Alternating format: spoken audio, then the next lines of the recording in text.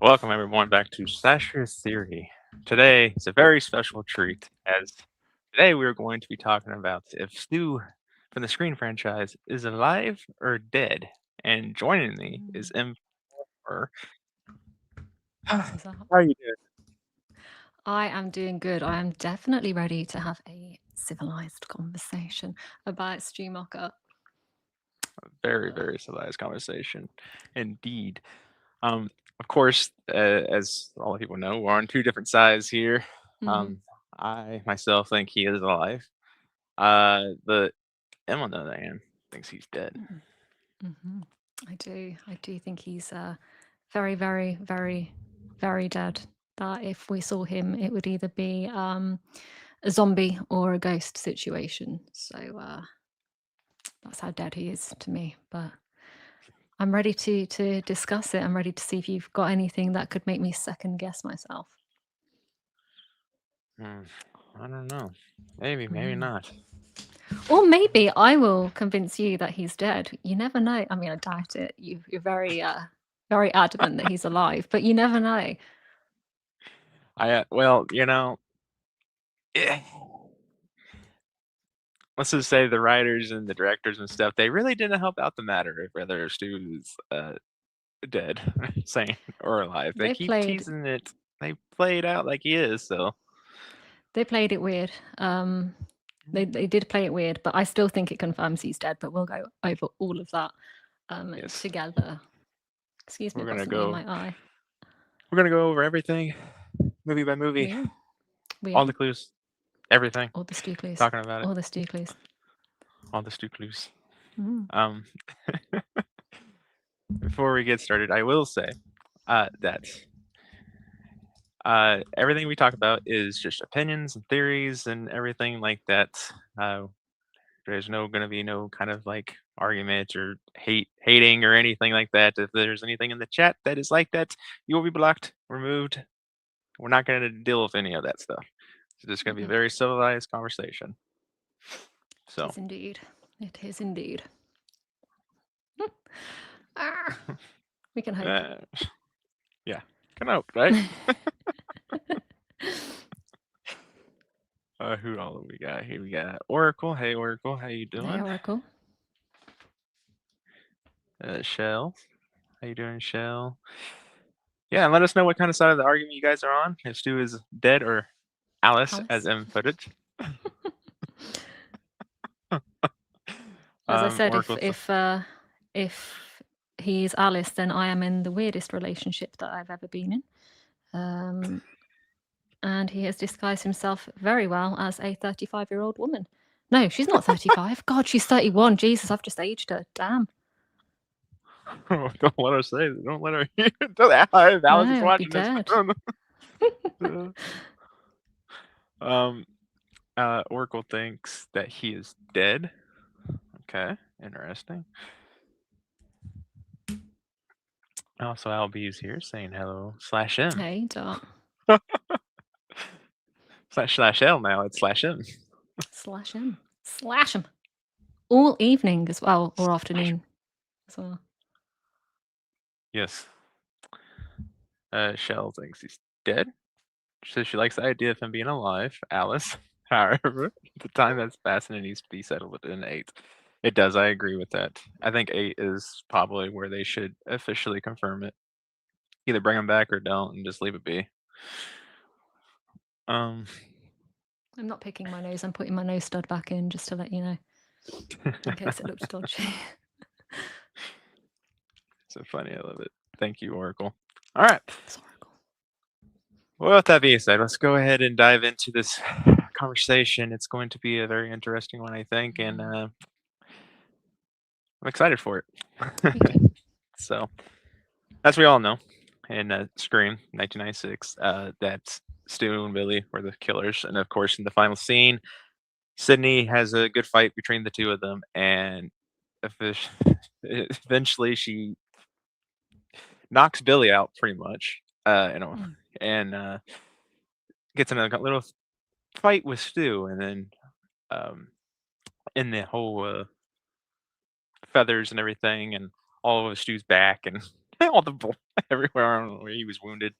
And eventually led to Sydney pushing the TV onto Stu's head, which everyone at that point would be like, "Oh, he's dead. He died." There's a lot of things. A lot of people think he's not, and that is only because the fact that really Stu wasn't shot in the head like Billy was. I mean, back then, no one really thought about that until it kept happening in movies over and over with Billy's mother getting shot in the head. Uh, of course, Mickey got shot like 50,000 times, so like he got loaded with bullets, but he never got shot in the head either. But who knows? Maybe one of the bullets actually did hit him. We'll never know. There's so many bullets I shot. Um, and then Scream 3, Roman got shot, and then 4, uh, no one. I don't think anybody in 4 got shot in the head. I think Jill No. got electrocuted in the head. No, no. Well, yeah, she did, but that didn't kill her. It was the shot to the heart that killed her. Yeah. So that kind of throws a wrench in the whole you have to be shot in the head kind of thing.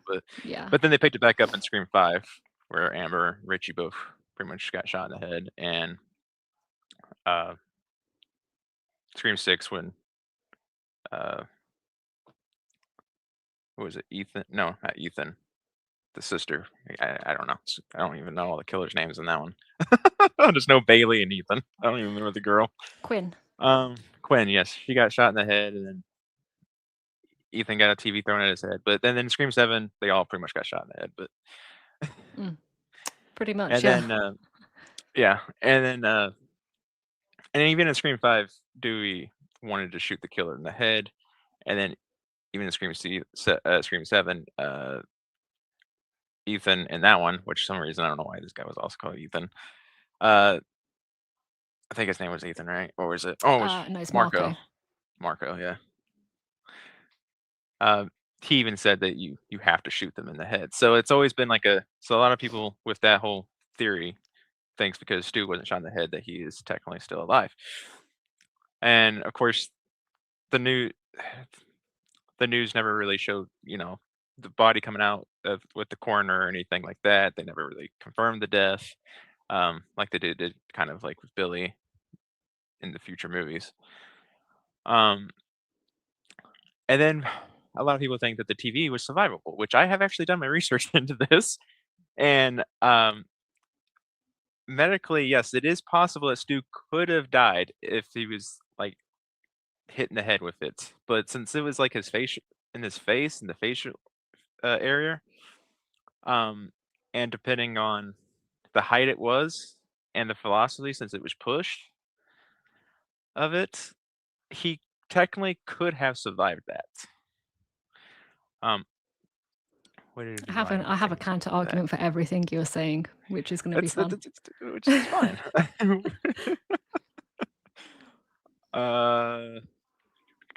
Yeah. So since it has less velocity of when it was pushed, and from the range it was, and since it didn't hit like the top of his skull, it just hit in his face. It's technically he could have survived it. People have survived like falling debris hitting him in the face, flying, faster than what a TV can fall on you, especially a 60 to 90-pound TV. People have survived that. People have survived skull fractures, crushed facial bones. People can survive. People surviving TV impacts is rare, but there has actually been documented cases where people have been hit in the head with a TV and survived. Okay.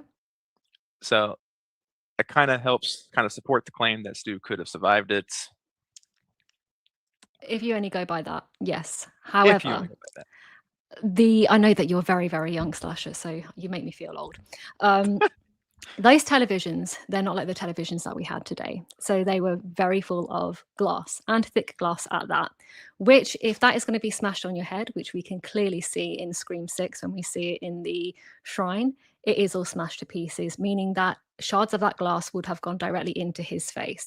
Yes, it's on his face, but what's behind your face is your brain. So your brain is quite a big part of your upper region, especially. So there's very high likelihood that glass could have gone through his eye and pierced his brain, through to his brain, anything like that. But the main thing is the two main things are, it's not necessarily the television, it's the electrocution. So the electrocution to your brain is the worst part for your body to get electrocuted in. And one thing that people tend to miss with this argument is that his body was covered in blood, and there was a lot of blood, to the point that he said he thought he was dying. It was coming out of his mouth. Blood acts like water when it comes to electrocution, and it helps the electricity go through your body, which is actually very fatal.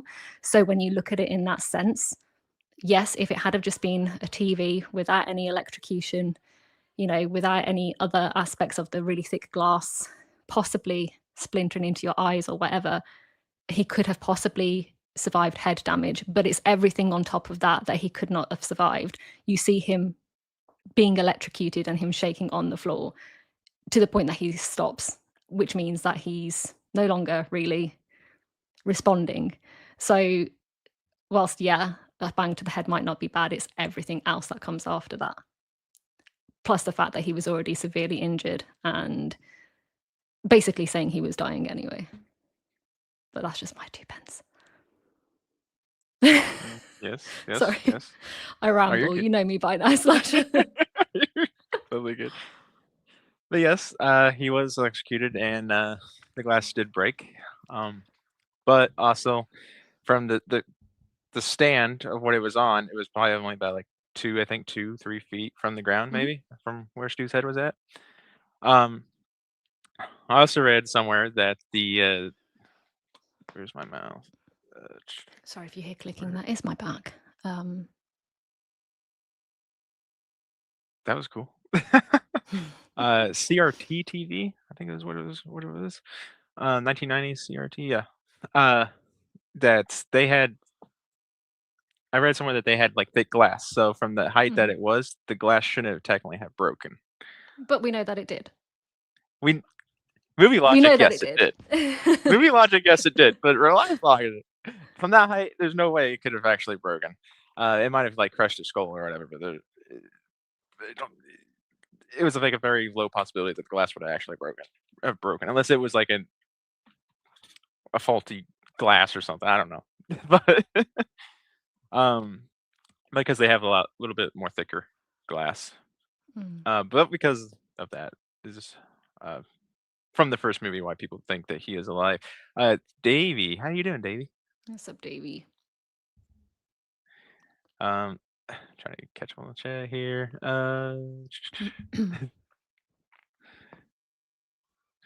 Alvy says Stu is alive. Tatum called to kill a ghost face in the garage. Only he and Billy could have known that. So Stu must have spread it around from the shadows. It became an official term used by the characters in the movies. No, I don't think that was the case. Neither do I. And when you actually realize who killed her, it was actually Billy who killed her. He would not have time to go to Stu and say, "Oh, guess what? Tatum's just called me. She's called me Ghostface."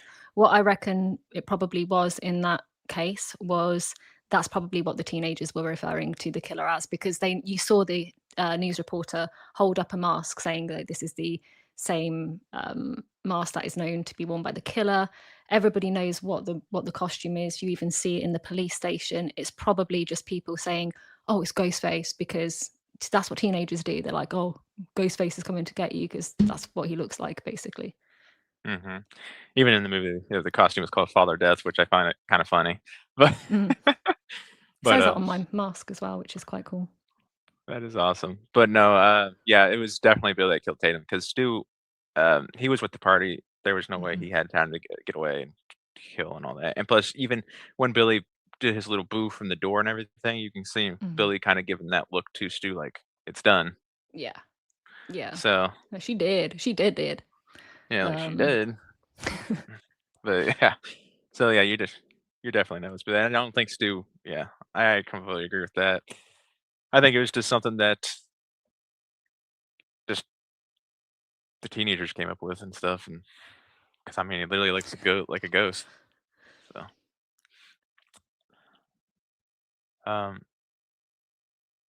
let's see what Davey says. Can't forget that Stu was stabbed multiple times in his midsection. He even says, "I think I'm dying here." He uses his last bit of adrenaline to chase Sydney for that last little bit.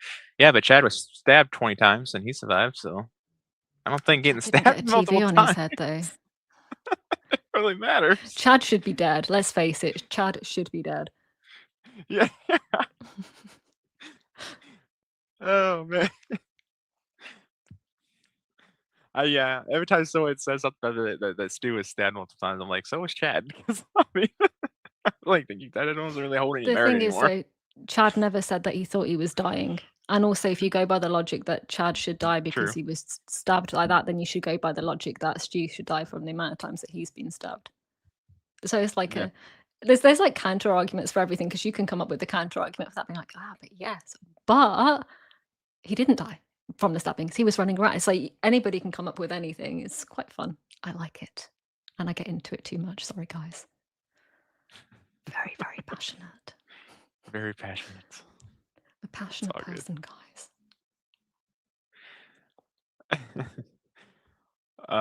Davey also said if they had meant for Stu to be alive, and why ignore his existence for so many movies. Sydney is so incredibly paranoid about everything, but never mentions anything about Stu now.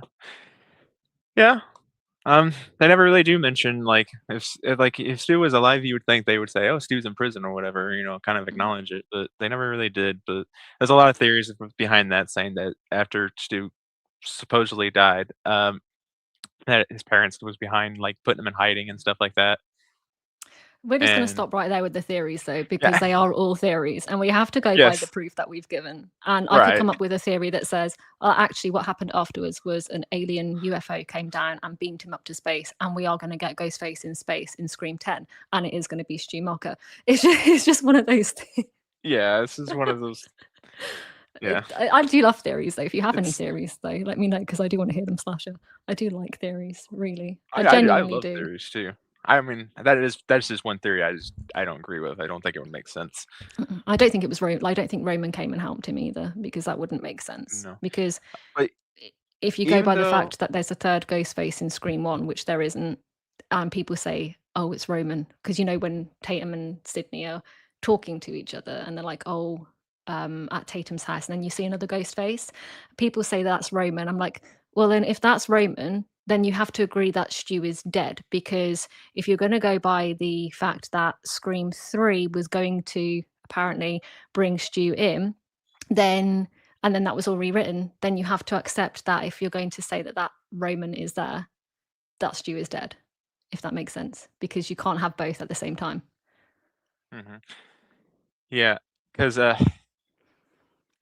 yeah, I don't know, because a lot of people think Roman wasn't the first technically in Woodsboro Mhm. because well, I'll get into that when we get to the Scream 3 movie, Yeah. but there is things behind that too, but um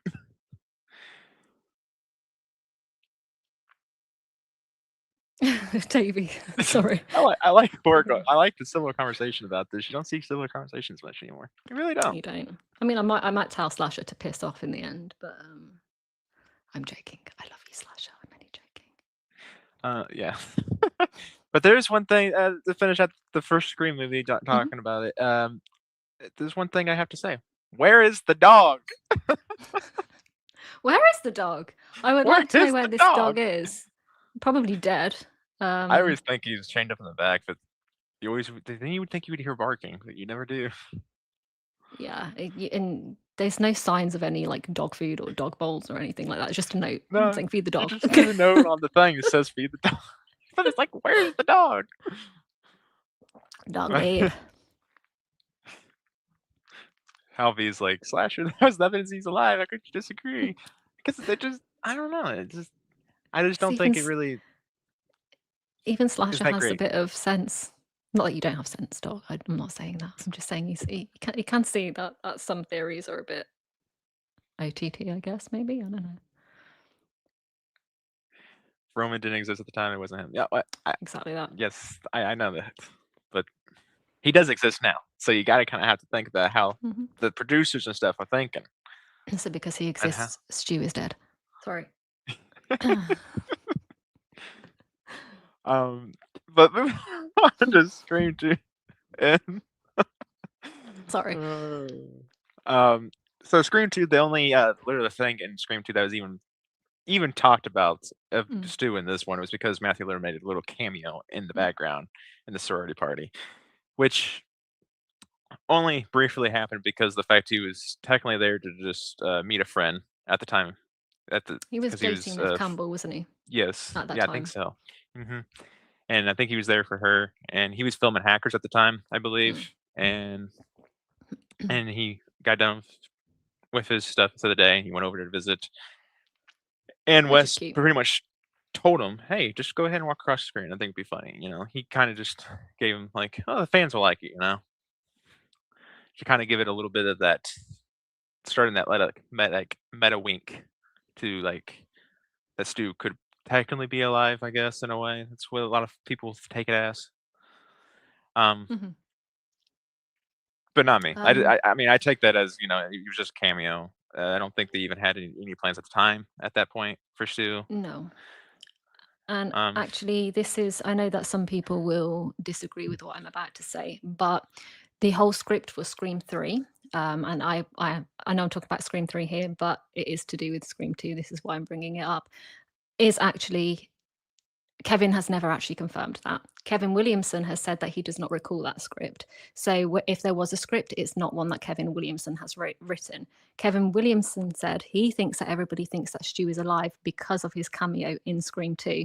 That is where it all started. So this whole script, which we've never seen, might I add, for Scream 3, is all coming from Matthew Lillard. There's nobody else who is confirming that that is actually a script.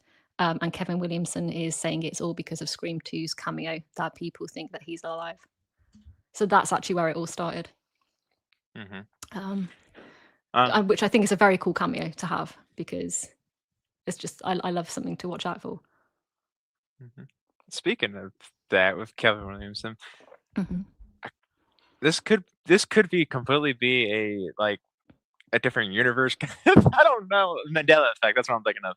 Mm. But I'm pretty sure I saw a theory back in the day of Kevin Williamson saying that there was a Scream 3 script of Stu being in it, of Matthew Lillard coming back for it. But since Columbine happened, they had to rewrite it all. Um, well, I've actually got screenshots on my phone, and I will try and send them to you later. It's all come from Matthew Lillard. So Kevin Williamson said he did write a script about a cult of high school children, but it wasn't anything to do with Stu.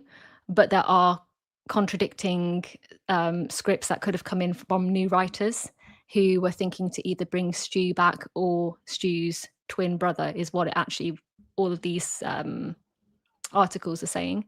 So Kevin Williamson to this day remains that he does not know where that's come from. He's never written that script. I'm just going from all of the articles that I've come across in interviews with him where he says this. So I think what's happened there personally, Matthew Lillard obviously wants to come back as Stu, and why would you not want to come back as Stu? Everybody loves Matthew Lillard. Matthew Lillard is highly playing on this whole Stu's alive. It was just a TV. There was an original script which I was paid for, blah, blah, blah. Regardless of even if that was a thing, it's not canon because we never got that. So if you don't get something that isn't canon, then you can't say that that is proof. Like I'm saying about Roman, you can't have Roman and Stu in the same universe because Roman didn't exist in Scream 1 and he was only written by a completely different writer for Scream 3 after the whole Columbine incident. So it's really like a bit of a catch-22 kind of thing. And I think it's just a bit of fandoms going crazy, if I'm perfectly honest with you. But that is just my opinion. So yeah, there's just that. Mhm. Stu's dead, obviously. Stu being alive isn't a theory, it's fan fiction. Makes no sense. They know this. Roman and Stu never met. He literally tells us this in I the would film. agree. Yeah, I would Roman never agree. met Stu. He just talked to Billy. Oracle wants to know what you are drinking. So I'm being dirty. I'm being a very weird person and having a cup of tea in one mug and a glass of peach squash in the other. I don't know. I'm just a weirdo, but you guys already know that. So Mhm. Davey says, if this were any other franchise, I'd say Stu could be alive. However, Scream is relatively grounded and meant to be taking place in the real world. This isn't Halloween or Friday the 13th, after all. True. agreed.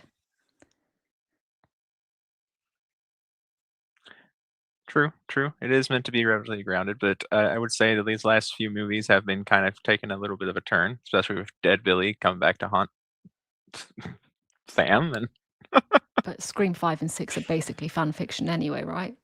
right, yeah, I mean, I Even guess. hints at it. Sam said it right in Scream 5. All right, caught in the middle of fan fucking fiction. Love it. I'll always love that. Lillard claims he was paid for 3. Yeah, Mhm. there is an interview of Matthew Lillard saying he was paid for 3, for Scream 3. I remember seeing that one. Yep, there is. Dimension film producer Richard Parter confirmed that Kevin Rizzo never mentioned Stu being alive in his plans for 3. Okay. Lillard was paid for Scream 3 because his voice was used in the background. Huh.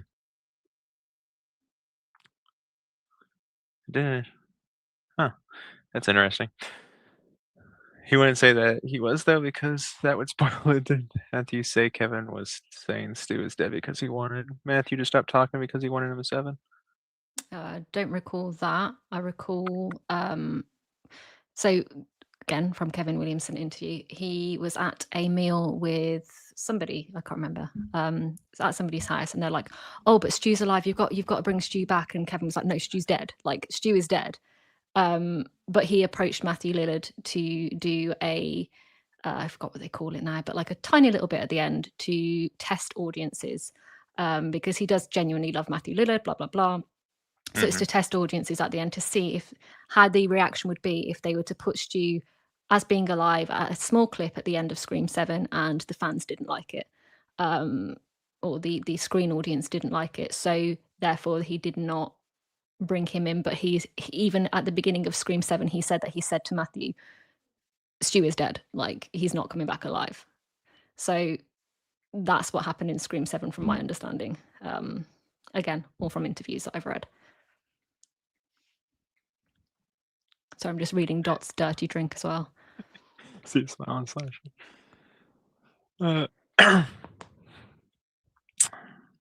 Naughty. Cheryl said naughty him. It's disgusting, isn't it? Crime Scene said Stu being alive isn't a theory, it's a desperate fan fiction. The theories are grounded in facts from the film. The films have come out so many times and directly told us he's dead. Yep. Somewhat. I would agree with that. They have and they haven't. Let's just say that. I think they have. I think people who, and this isn't being disrespectful to you, I think those who are thinking that he hasn't are just still holding on to, well, they never actually said, guess what, everybody in the audience, Stu is dead, and everything in this is confirming that he's dead. They've said lines which they would think people would pick up on, but I think people are getting too hopeful because they've not seen a body or anything like that, that it would suggest that he's alive. But that's just my opinion as a person who does not think Stu's alive.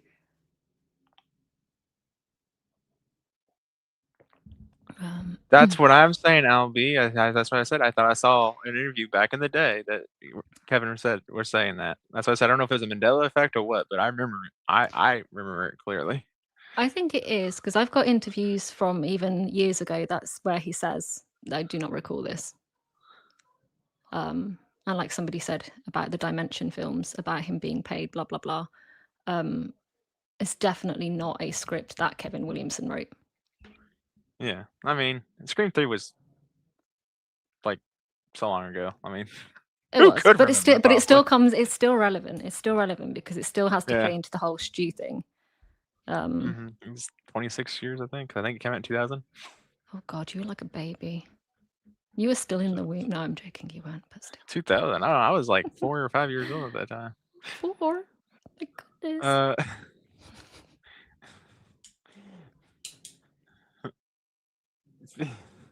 I think Dot's drink is a little bit more disgusting. I mean, unique than mine.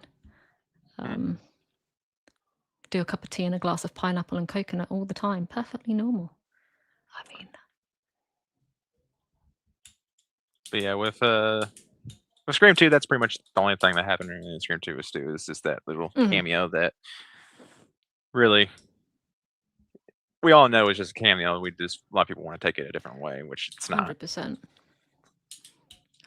And then Scream 3, like, there's not really too much that is said in Scream 3, other than, and correct me if I'm wrong, Roman saying that he gave Billy the idea, and Billy needed to get somebody that he could basically blame for the murders and pin it on in case everything went wrong. That's all that's Mhm. hinted at Stu, if I'm correct. However, Yes. if you have anything different, let me know.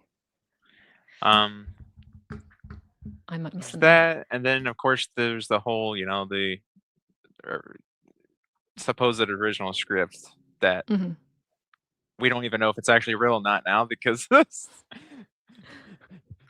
Kevin's saying that he don't remember doing it, but then I don't know. But apparently there It's was a definitely confusing. it's definitely a confusing thing, but apparently if everything is believable, then there was a concept that Stu was supposed to be survived, was in prison and orchestrating these copycat killings from behind prison and all that.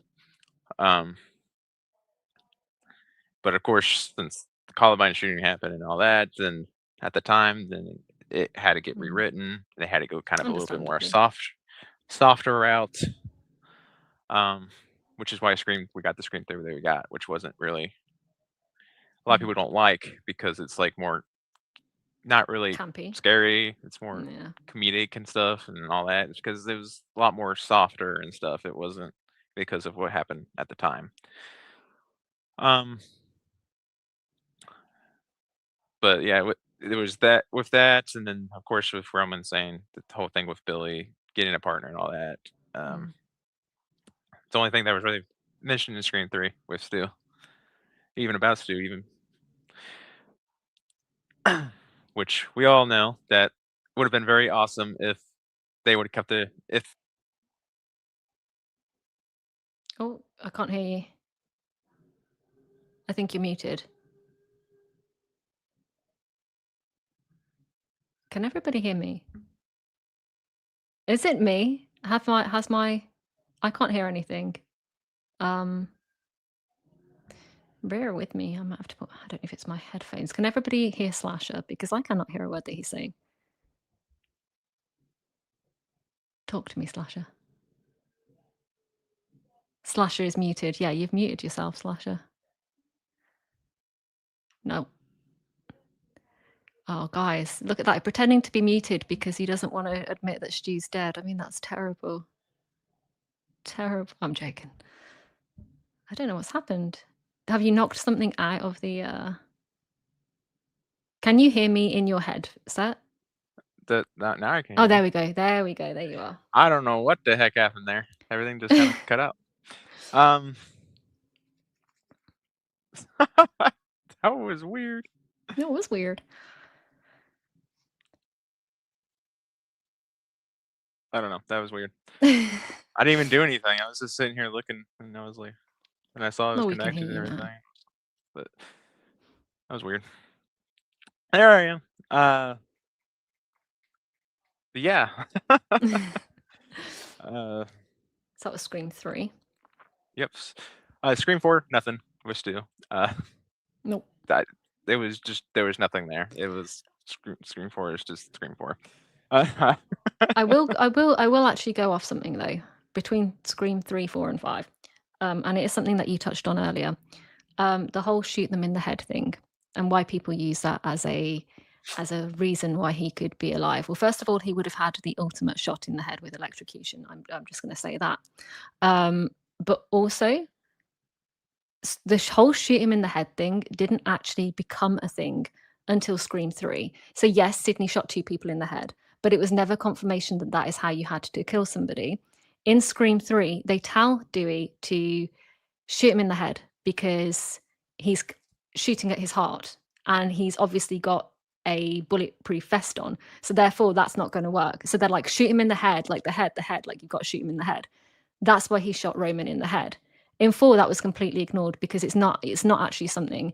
It's only in Scream 5 that the writers brought it in, because I genuinely don't think that they were as big of a fans of the franchise as they make out to be. And if they are, I don't think that they understood it very well, because they're like, oh, you've got to shoot them in the head. Dewey's not that stupid to know that Sydney and Gale, like to not know that Sydney and Gale were just telling him to shoot Roman in the head because he has a bulletproof vest on. So that is just actually sloppy writing, and it's only really since Scream 5 that people have been saying, oh, well, he hasn't died because he wasn't shot in the head. I just wanted to pop that in because it popped in my head, and I was supposed to say it earlier, and I never said it for some reason. I was probably rambling on and completely losing track. But I just wanted to pop that one in there as well. So yeah, Scream 4 not mentioned. Yeah, nothing in Scream No 4 was hints at mentioned. all to him in Scream 4, actually. No, there was nothing. It was just I think Scream 4 they wanted to. I think it was supposed to be a reboot, and because we were supposed to get like a Jill trilogy or whatever, and Mm. it didn't. Of course, it didn't work. Because at the time they had like 4, 5, and 6 planned, and it was supposed to be all Jill. Like 5 was supposed to be with Jill in college, and it was a bunch of just weird stuff. Of course, that's It stuff that was. I looked up and read, and how true it was, I don't know, but that's something that I It saw. would have been a very interesting 5 and 6 that we would have gotten. The franchise Yeah, would not be what it is now, I can tell you that. no, it would have been so much different. Which Hmm. why, in my opinion, Scream 4 is my least favorite. It failed in so many ways. Okay, now I know we're talking about Stu, but this is where I'm going to get angry with you, Slash. How dare you? I knew that would get your gears going. And I bet you Shell is loving that. She's probably sitting there giggling to herself. Probably. Stacy's saying like next Scream in the Army. I don't know how well that would be. No, I don't either. Kind of like a Child's Play 3 thing when Andy is in the flipping that camp thing. Yeah, It was I the don't like spirit of that. Kevin Williamson. Yeah, spirit of Kevin Williamson saying, "Shut up." Shut the heck up, Slasher. Bring a Scream to England. That would be kind of cool. I don't like it. Ghostface going Mainly around in because England. That would be cool. I find England settings very boring in movies, so I'd probably find that really boring. Fair. Card said to keep Stu alive, they had to pay off the police, the paramedics, the coroner, the FBI, and Gale. That's a bit much for me to believe Yeah. it's possible. Okay, I have to say something here. Even though this is kind of going off to the topic a little bit, but it's gonna be about Gale. There's a lot of people out there thinking that Gale has been in on it since the very first movie, that she's supposedly the secret killer that no one knows about. But it's such a crazy theory that I hate, and I think it would be so dumb to do if they did do that. So do I. I think Gail is innocent, completely innocent. She's just a bit of a Yeah. bitch. That's all. But Which there we is a love her for. possibility if they did go that route that they could have paid off Gale, and Gale could have technically kept Stu alive and hidden. But I don't believe that's even a possibility or even a thing. I think it'd just be dumb. And also Dewey would have known as well. And then if Dewey knew, he wouldn't keep that from Sydney because Right. basically Stu and Billy killed his sister as well. So why would he cover up somebody being alive? He was in the police, he was in a marriage with Gail. There's no way he wouldn't have known. Cranston's and the weirdest thing about the Stu worship and calling him a mastermind is that people don't understand that Billy was framing Stu the whole time. Yes, he definitely was, because it was even said in Scream 3 that Stu was the fall guy in case things went bad. Exactly that. He wasn't framing Neil, he was framing Stu. I think the original plan is that if somehow Sydney or somebody, I don't know, if I don't know how things would fall apart at the end, because people would see Billy as the killer and they'd be like, "Oh, he was," unless you just kill him. I don't know how he could fall, but I could see Billy, betraying Stu and saying, "Oh, it was Stu and Neil Prescott that went on this killing spree." Wouldn't have worked because he got flipping corn syrup all over him, and they'd be like, "Why have you got corn syrup all over your top? Like, that's not blood." Right, right. Like he It was was a bit stabbed, but stupid, yet this but is corn syrup. Like, where's your blood? you're bleeding. That's not blood. That's corn syrup. Oh my god.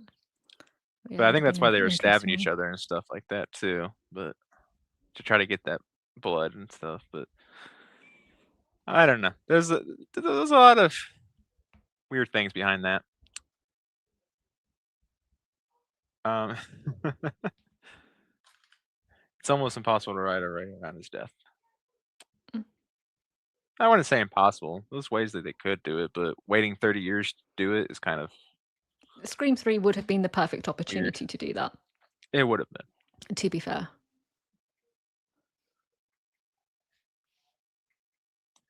the reason Casey and Steve were targeted was so that when it was all said and done, Billy, you would be able to tell that the police Stu was the killer, as he was the only person with that motive. Mhm. True, but a lot of people think Billy killed Casey and Steve. But technically, I Billy did, think kill him, yeah. I think it was Stu. Do Unfortunately, you? I think it was Stu. I think Stu Uh, killed Casey. At least I think Stu killed Casey and Steve, both. I think Billy was on the phone calling her, but I think it was Stu that did the killing because Casey recognized the killer when she took the mask off, she would and Stu recognize was Billy, known though. to dated. Maybe And would she? there's yeah, she would have known Billy. Come on, she was in a relationship with Stu. Come on, they were like basically bum chums at the time. But my whole thing on this is I watched Zach Cherry's video about the whole spanning out of mapping out of the killers of Casey and Steve, and it's very well put together. And he actually makes a very valid point, which is the way that that both Stu and Billy kill. The knife handling of the killing of Casey is exactly how Billy does it, and not how Stu does it. Stu and Billy do it very differently to each other. So if you watch it back, you can actually tell who kills who by the way that they hold the knife and the way that they do the killings, basically. I don't know. But I mean, I it's all up mean, for interpretation, isn't it? Like they it never is. confirmed anything. No, even Matthew Lillard and Ski Ulrich, they even said they don't know who killed who. They just It's all putting two and two together, isn't yeah. it? Mm-hmm. The only reason I think it was Stu is because the fact of even when you see the killer raising the knife up, you see the hand shaking. I don't think Billy's hand would have been shaken because Billy was just a nutcase. I think he would have been just perfectly fine. I I I think see I see the hesitation in Stu of doing it maybe, but not Billy. I think the good thing about it all is that you can really everybody has a difference of opinion on it and everybody can Hmm. talk about it. And that's what I really like is that it's one of those things that you can just have a conversation, put your opinions across why you think it and why you don't think it. And it's very it's just fun. It's just fun. I like it. Shell said had 4, 5, and 6 been Shill censored, I would no longer be a Scream fan. Despise past tense. I despise past tense so much that I would have never watched 5 and 6. That's fair. I would have still watched it, but I probably would have been like, "What the heck is this crap now?" I'm not a big Emma Roberts fan, so I like the character Jill, but I don't like the way Emma plays her. So I probably wouldn't have enjoyed it as much. Yeah, I don't know. I don't know. I don't know how well that would have been. I don't think she did bad. It's just I just don't like the, "Oh, you had the fame, I didn't have nothing, so I'm gonna kill you now." Mm. It's just kind of lame, but just like how Scream 7's motive was lame, but we'll get there. I like the motive. I'm probably one of the only people, but hey. Right. So yeah, moving on to Scream 5. Yes, move on to Scream 5. So with Scream 5, there was a lot of references to the Stu is Alive rumor that was happening at this time. Um, there's the characters mentioned the online conspiracy theories that Stu survived. There was um, the whole thing of When we had in um, when they were doing when Mindy was saying all about the reboots and recalls and whatever, and then yeah, what's her name? I can't remember her name now because she's just a really annoying character. Um, the one with the weird hair, Liv. She was like, "Oh, who is Stu Mocker?" And people take her saying, "Who is Stu Mocker?" Or who's Stu Mocker? And Dewey was like, "Oh, he is Billy's psychic as Stu being alive." To me personally, I yeah, think what he means by that is because he's represented in a movie, and they were talking about the Stab movies really at the time as well. I think that's just a throw off comment that was probably, to be fair, I reckon that the writers did put that in there for a reason to try and make. I really do think the production has tried to make fans really talk about all of this and to try and get debates going because it keeps the conversation going and it keeps the movies alive. But I think that was just a way of them to try it because he's been like spoken about being in the past tense more than what he has in the present tense in the movies. So I just think that was a bit of a crappy line that they wrote in there, to be honest. You obviously have Stu Mocker's nephew in it as well, and the mention of his sister. True, true. Um, but yeah, there's that, and then also technically Matthew Lillard was in this movie. He Mhm. made another cameo technically in this Mhm. movie. Um, as when you see Richie watching Stab 8. stab stab eight, Like yeah, a YouTube stab eight. video It on it or was something, wasn't it? yeah, it was a YouTube video. You stab eight, and you see the ghost face with his gold mask doing the flamethrower. That was actually Matthew Lillard in that Mhm. doing that, which I found very very cool and fascinating. Um, which a It's lot a of cool people was little like, cameo oh, again. which some people actually was like, oh, that's Stu. He's a movie star now or something like that. I was like, that's just stupid. No, it's I was just like, it's don't just do his that. voice. It's just his Yeah. voice, and they had, Jamie Kennedy's voice as well, and I think they even used somebody else. I wanna say Hayden Panettiere's voice, but I'm not too sure if that's quite accurate, in the party scene. But I know that they Mhm. definitely used a couple of them, which is quite cool. Yeah, Um, and also in Scream 5, you even saw a lot of people didn't know what happened to like Hayden Panettiere's character from Scream mm, 4. But in Scream 5, there's actually a little. I think it was Scream 5. Yeah, it was Scream mhm, 5 that had the little on the YouTube video that actually said something about Kirby, like her talk or something about how she survived and stuff like that. It was like a little. You had to yeah, little like clip, like pause it to a see it. thumbnail. Yeah, it was a Yeah. thumbnail. I missed it the first time that I watched it. Hmm. It's that I did quick. too. I did too. Just so until someone like posted about it and screenshotted it, and I was like, "Huh." So I went back and I watched it and I paused it. I was like, "Oh crap, that really is there." But yeah, it was pretty fascinating.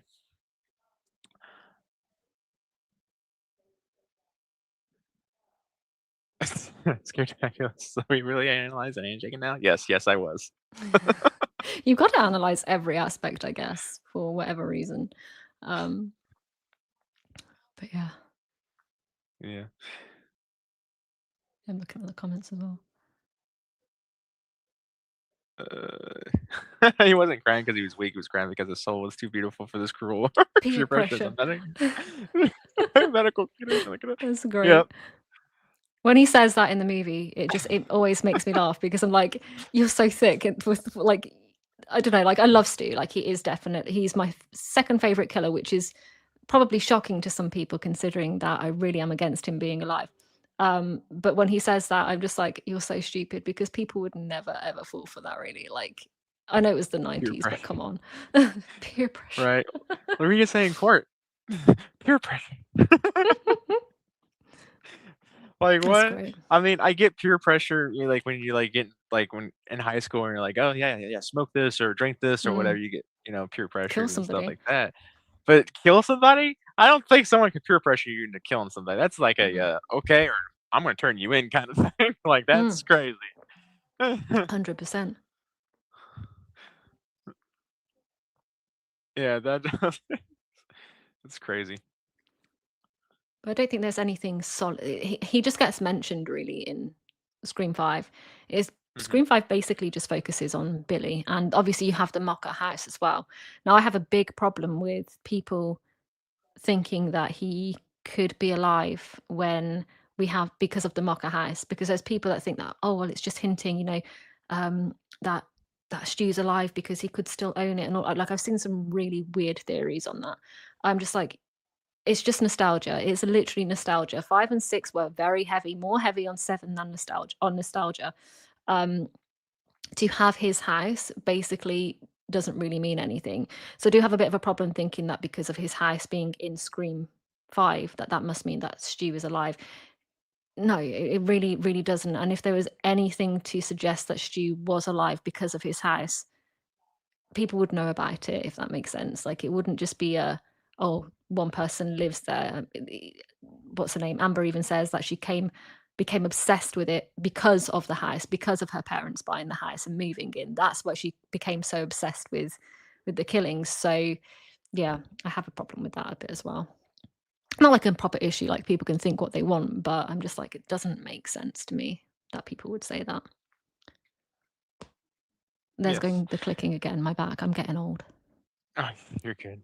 Yeah, or thank you. Yeah, interview with Voice Bird Survivor Kirby. That's what the YouTube video was called. Thumbnail. which is an Yeah, interview I'd like to see. that would have been a very interesting Mm, interview to see. Yeah, Scream 5 is really it. And if you think about Scream 5 also, it was also kind of another remake that they tried to do. Um, mm, and the reason why they had the house and everything and why Amber owned, her parents owned the house and all that, it's because Amber was supposed to be the new Stu and Richie was supposed to be the new Billy. Even wore the same clothes as Billy, the boyfriend of Sam. It was mhm. kind of the same at a party, party ended, Yeah. it was supposed to Kind be of pretty much the the same thing. But Henry wouldn't like me for saying this, but kind of the teamy versions of Billy and Stu. Like they weren't yes, very good in my opinion. They're really bad killers, but yeah. And just like how a lot of people think Billy and Stu were, together. together, which, I find it so funny that Skeet and Matthew go with it all the time. They call themselves the fathers of horror and all that, and it's interesting. And you kind of have to think about it for a second that it could have been a possibility that they might have been. And you never know, I'm pretty but sure Kevin even said that there was some sort of something, whether it was complete. But yeah, I'm pretty sure Kevin Williamson's also said that. I don't like it. I think that's a really big cop out. I just think that they were just friends, and yeah, maybe if anybody had a crush on anybody, it would be Stu, literally fanboying over Billy. But I think it's more of a he wanted to be like Billy kind of way because Billy's the good-looking, mysterious person, and hmm, Stu's basically the jokester who probably doesn't get as much attention as what Billy does, as you see it in like throughout the scenes in Scream 1996 when Billy's in the video store and he's got girls surrounding him. You never see that with Stu. I think he was just looking up to Billy personally, but right. never say But never. they played with that idea with Mm, Richie and Amber because they were they did. actually together. Um, behind Sam's back of all things, which is crazy. How disgusting. Disgraceful. Yeah, it's just crazy. But yeah, there was a lot of things in Scream 5 there that they kind of hinted to and kind of wanted Mm. that nostalgia for Stu being kind Mm. of alive, or even that's the Scream 1 nostalgia of it too, altogether. Except for we didn't get a garage killing scene, which really is really sad. Uh, what Damn is it, this? I why spit didn't on they your do garage. that? I Why wish they didn't would they have done do that? something in the garage. I thought they would have because when they actually had like Amber and Mm. whatever her name is, uh, Mindy. Mindy. Yes, there we go. um, down in the garage, I thought maybe something was gonna happen, but nothing I think that did. was the basement, not the Oh, garage. was it the basement? I don't Yeah, know. which we don't see that bit in the first. Um, the I garage could is on have the swore other it was side the of the house. garage because they had a refrigerator in the garage. Yeah, Did they just move the yeah, they refrigerator did to the have a. basement? Yeah, this whole room is one that that Stu went in and bought Sydney's dad out of, whereas the garage is on the other side, which would be the other side of the kitchen. Oh, well, sad. It is sad. They should have done something with it. I do agree. They That would should have have been done it. so fun to see. They would have been. Maybe they should have even had a dog in this one as well, just to ju Right. just to hint at that.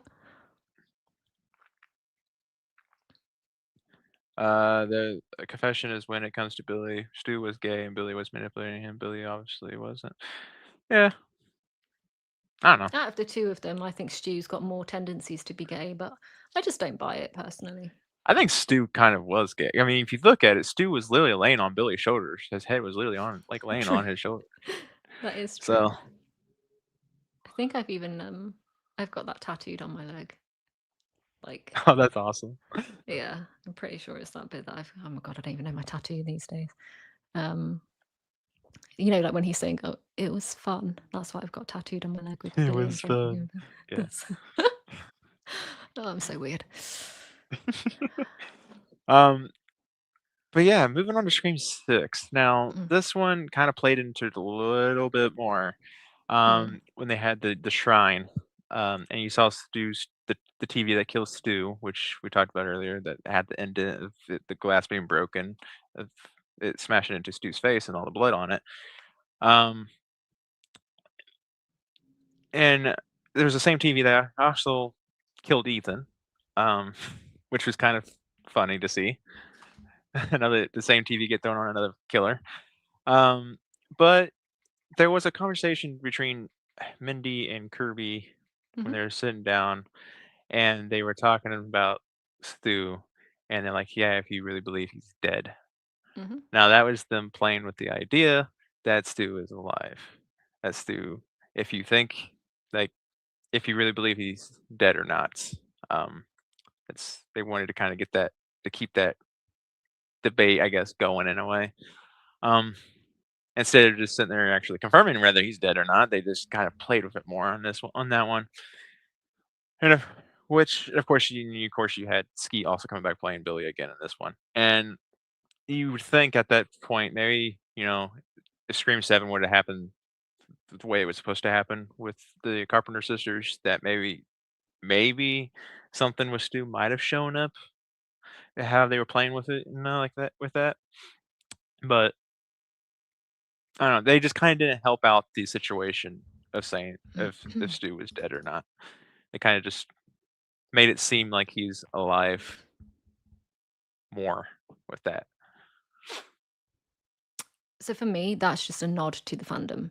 A lot of what Scream does is nods to the fandom and the way that the current fandom is going. It's all this whole Scream's always been very meta and very self-aware. So to me, that conversation is because the production, everybody in the production knows that there's a massive debate on is Stu alive within the fandom.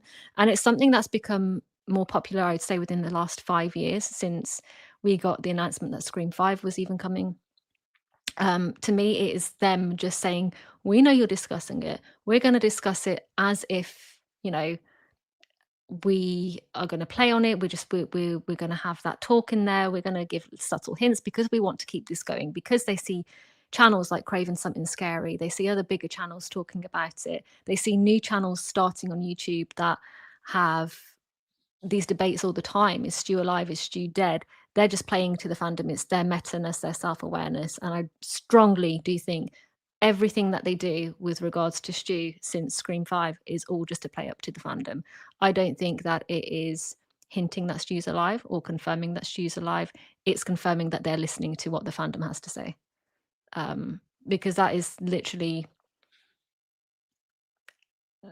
how the franchise has always been. It's always just been that very self-aware sort of, we will listen to you and put hints in every now and then, which I think is very cool. Very, very cool, because it shows that they actually care about their fandom as well, even if they piss half of them off with Scream 7.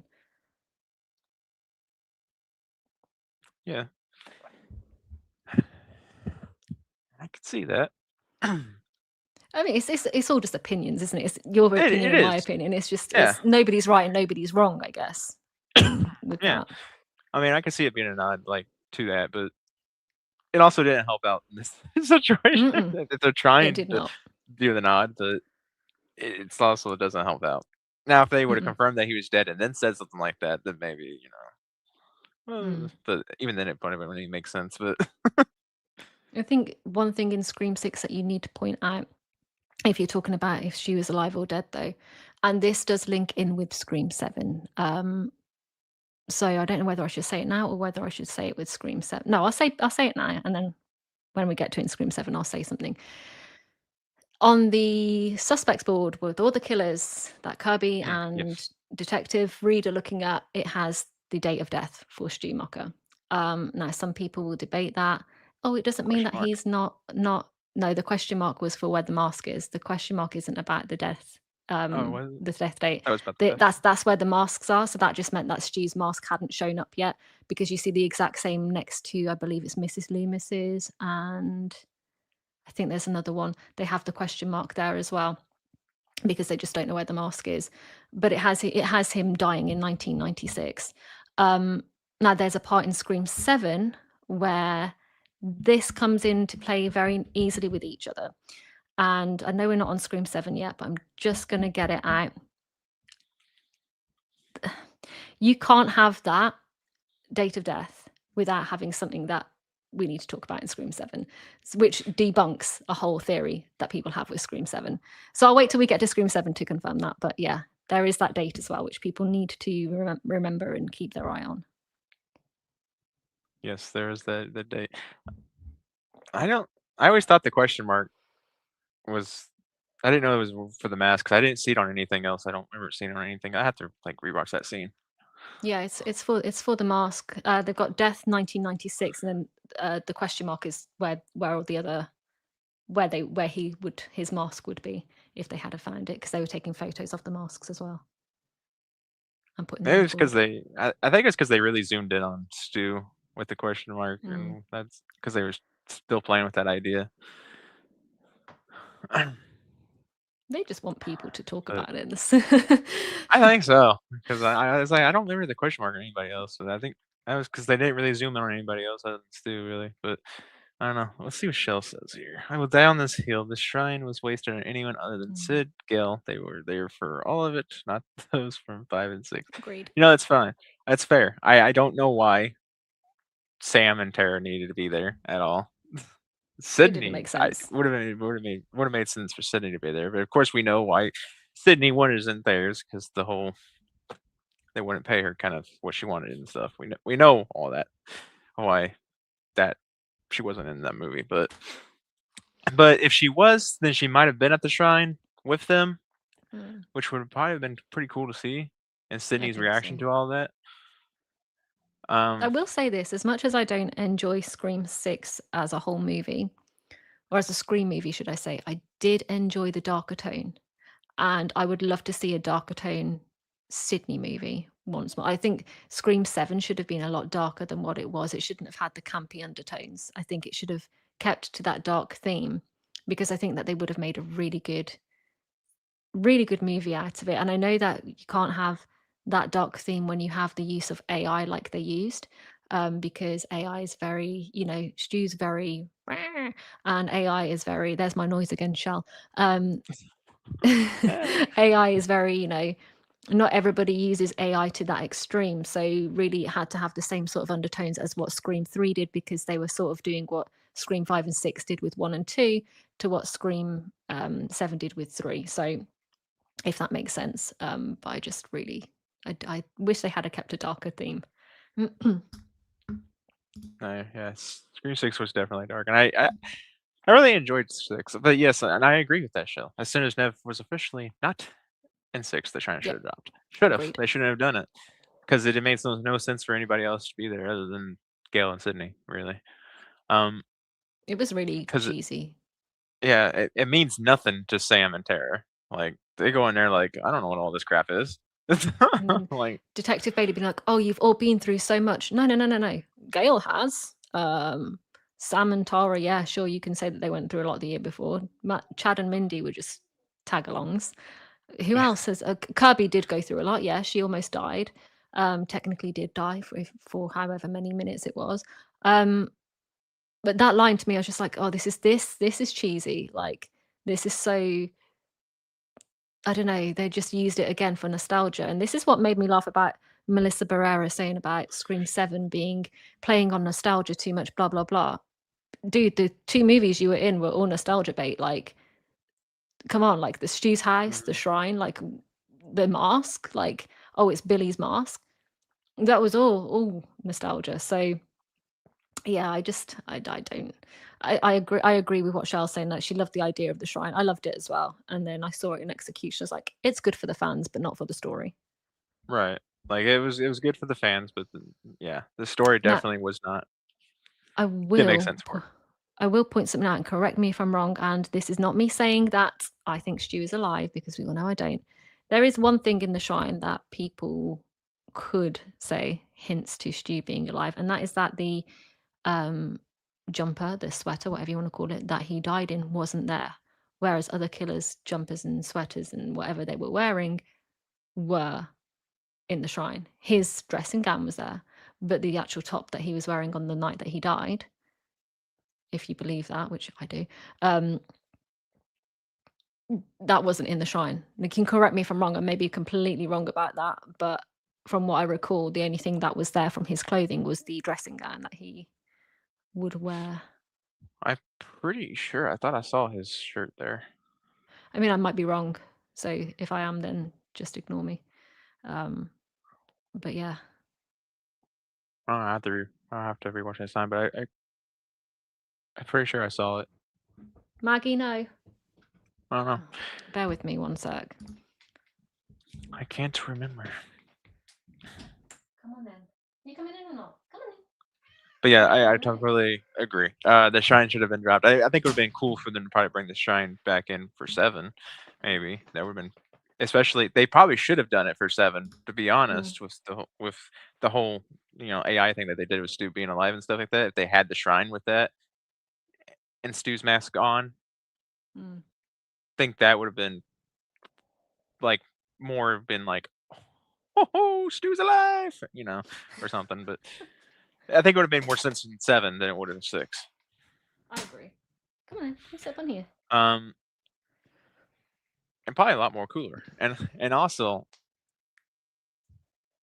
where did Gail find? How did she find the shrine? Like, how did she get the key to the shrine? I mean, this is why a lot of people think that Gail's in on it from the beginning. This is like, how did she get all? Like, how did she even find this thing? But apparently, she found it because supposed to be the shrine of Greg and Mm. what's his names from the beginning of 6, but it was their shrine.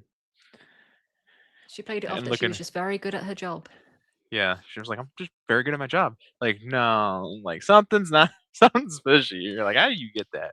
I But reckon Detective Bailey, and this is just a theory, and I know we're not going on theories, and I don't go by theories, but Detective Bailey probably put it somehow in her reach and in her view for her to be able to come across that. probably, I would imagine. probably so. If you, because there's a lot of stuff you don't see that the Mm. characters do behind the Mm-hmm. scenes. So she probably Bailey probably did, like, maybe she went and visited Bailey or whatever and saw something, or Bailey told her about it or something. I don't know. Yeah, Uh, exactly. there could have been a lot of different ways. They should have zoomed in on the nameplates for the Ghostface costumes in Scream 6. Yeah, Come on. kind of cool. Shell said you are right. Only his Hefner robe was there. The jumper was not. Huh. I don't know. That's hmm. Even Shell says Bailey helped Gil get there. Yeah, Mm. Agreed. but who Maggie, knows how she stop. got there? I don't. I don't think Gail. Like I said, it would be dumb if they played it like that. Agreed. Um,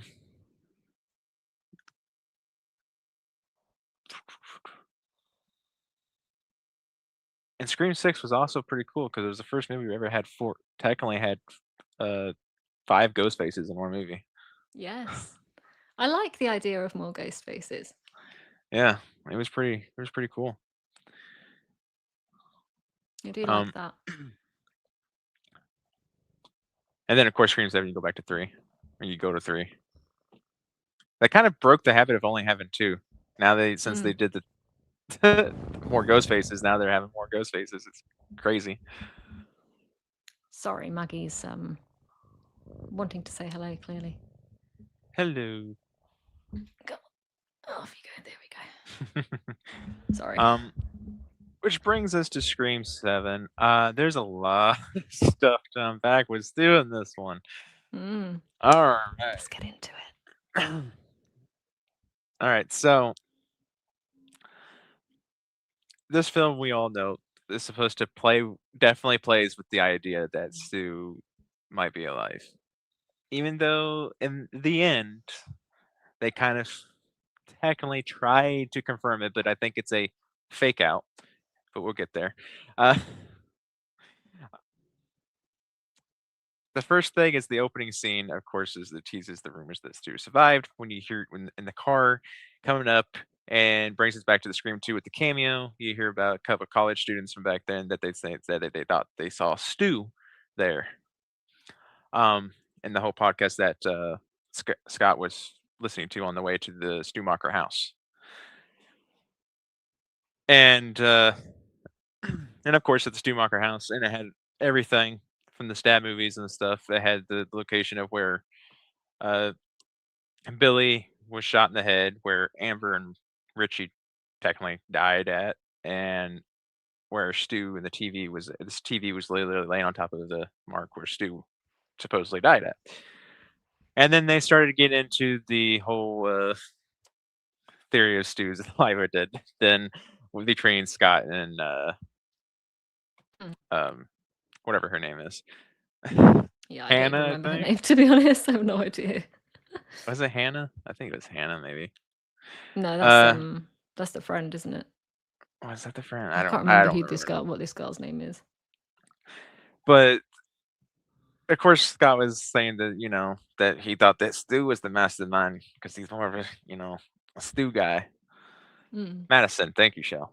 And then Thank of you, course Shell. she started going into the, oh, did you know this is what Stu, dropped the TV, or Sydney dropped the TV on Stu's head at, and all that, and and of course Scott was on the side of, if you think that he is dead at that point, and they kind of like in that house they kind of played with that a lot. Mm. It make you kind of think, oh, this movie is definitely gonna be a very Stu heavy movie, which we all knew from the trailers and stuff that that's what it was going to be. But Mm. Slasher is full of Chelsea does not know anyone's name. That is me from. That is true.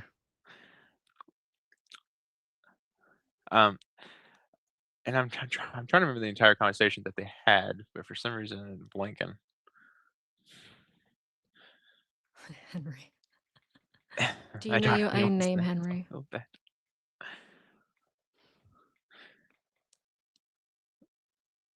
That is the question. Mm.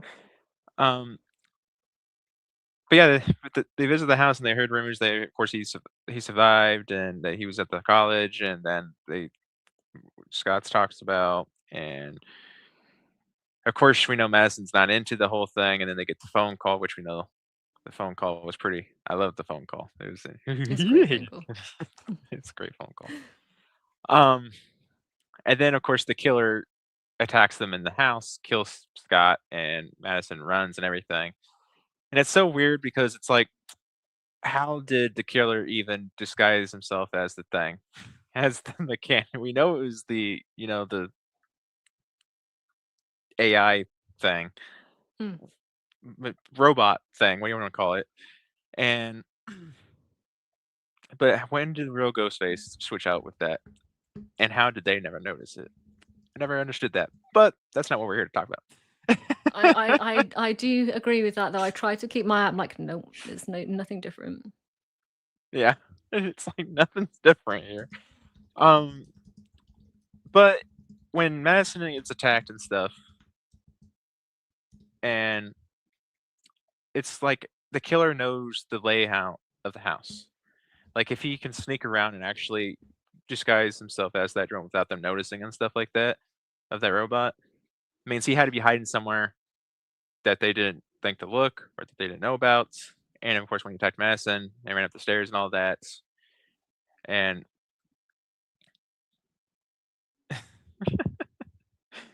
Henry, uh, it feels like the killer knows the layout of the house, which makes you think that Mary Stu is the one that actually did the attacking of the house. And plus, he burned down the house. Like, why would anyone? Why would Marco? Why would whoever the heck did the killing? Um, why would they burn down the house other than to make it look like Stu was actually alive and that he was behind the whole house burning because he didn't maybe didn't like the I don't know the fame that came with the movie or whatever. I forget what people say about it, but it is kind of makes you think at that point like, maybe this is Stu, and I believe that it probably was Stu because I don't think any one of them could have possibly been at that house and then the next day been back in um, whatever the state was. I think it was um, Iowa or whatever. I'm not too sure what state they're in. Um, I think it was Iowa. I do have I my know it. I own know it was theories on like who it was. I know it was like a whole day drive or whatever Mm. from California to whatever it was, and it's like there's no way they would have got back there the next day. There are such things as airplanes. That is if they took an And airplane though, but then also, it that could have that been is Marco, tracking. but it could have been Marco because we don't see him until the day later. So he could have driven or he could have flown because we actually don't see him until a couple of days later. So that I can kind of debunk. If you just, I mean, obviously it's all theories, but I can Mhm. debunk with my own theory. And also the whole Stu knowing the house thing, like, or the killer knowing the house thing, doesn't necessarily mean Stu. It could, any one of them could have rented that house out previously, gotten to know the layout. I'm pretty sure the layout would be online of some sort anyway. You can do virtual house tours of Airbnbs. You can do virtual house tours of when you're looking to buy a place. You literally have videos you click on and you can walk yourself through the house. So that's an easy one to sort of get around without that being Stu for me. Also, you said about the motive. I know that people think the motive doesn't make sense. To me, it perfectly makes sense. And it doesn't lead to the whole point of it being Stu. What it leads to is that Jessica wanted to erase everything, which she basically said she wants to start anew. Without saying it, I can't remember her exact wording, but it's basically she wanted a new. Looking at it, she basically wanted a new final girl. She wanted a new house because she was setting up Tatum to watch her own mother's death basically in a new house where everything could just refresh if it wanted to. So it's basically just getting rid of the whole Sydney thing because she wasn't happy with Sydney. Sydney needed to die, so everything to do with Sydney and to connect Sydney to any future murders needed to be completely erased. Although it doesn't make sense in one way because she would then be doing that to her daughter and bringing her daughter back, which is always going to lead back to Sydney. It's that direct link to Sydney, just from what she says in her little speech in the final act. I love Jessica, by the way. I think that Jessica is one of the best killers, which is a very unpopular opinion. But then so is Stu being dead, so I guess I'm running the unpopular opinion vehicle at the moment. Fair, fair. But yeah, I don't know. It You don't just, have to like it's just difference of yeah, opinion, it's isn't it? just, well, yeah, it is. I mean, it's just, hmm. But I just, but yeah, if you think about it, them taking a plane, but that would leave a trail. I don't think they would. I don't think that if they're as smart as if they're supposed to be making us think that they are, I don't think they would have left a trail like that. I don't think any of them expected to come out alive, personally, because they even Jessica said like Sydney kills people, like Sydney's like a victim basically, and her whole life is just killing the bad person. She even says that to her. So I genuinely don't think that they expected to walk out of there okay. And if they did, then they're nuts. Let's just put it that way. Yeah, Which we all know that anyway. But yeah, they were all pretty crazy. Um, but yeah, I mean that is yeah, there's so many different interpretations that you can take with the opening scene of Scream there Seven are. there. Whether it was Stu or whether it was actually Marco or hell, even if it was Carl, because Mm, you technically don't see Carl until like the day, I mean, later either. But there's no way again he would do it unless he did take a plane, which no one mm. I guess would think of Carl. I didn't think of Maybe not. Carl when I saw him. He was I the one killer did. I didn't get. Bear with me 1 sec. My cat's wanting to go out now. Go on then. Good girl. I did, but only because he looked slightly like Matthew Lillard, very, very slightly like him, and because of the look that he gave Sydney, I was like, that's going to be I thought somebody it was to just some watch. creep. I thought it was just some creep that went in the coffee shop and got coffee and then walked out. And he didn't show up again. And I was just like, okay, that was just Mm, weird. And then next thing I know, the first killer gets unmasked and gets killed before the final, and then unmasked. I was like, this is cool, and it turns out to be him, and I'm like, huh? I was so didn't make, confused. yeah, it didn't He make was the for a one great person reveal. I didn't get. I got Marco and Jessica, but I didn't get him because he wasn't even in the trailer. No, He wasn't even in nothing about the him. the the the actual picture thing, the There was poster. nothing, nada. So it was nothing of him. So I was like, how were you supposed to get that? But it was cool. Um, but yeah, and then and of course, jumping ahead, we get the Sydney gets a phone call from Stu, from a very aged Stu. This is technically the next morning after the house burned down, and we get Tatum at the high school doing her whatever the heck she's doing play, and Sydney gets the phone call from this H2, which in this AI, supposed to be AI, you see the scars and everything, but they're more shown in this than they are in any of the other video cards that they got. And I don't know, it's to do with maybe the lighting or whatever, but even in the dark when Stu calls later on and he's at nighttime and he says, "Oh, Abby, if it isn't Gale Weathers or whatever," uh, which is one of my favorite lines that Stu says in this movie. Uh, that the scarring is like very, very, very, very faint. Like it's not even there at all. While in this one, in the daylight in front of school, you can very much see it very clearly. And of course, it kind of points to like this could be the real Stu making this phone call. Um, where the other ones could have actually been the AI uh version of that, especially the one with Gail Weathers, because we know that was Jessica just by how the hand movements and everything was. But yeah, there's that.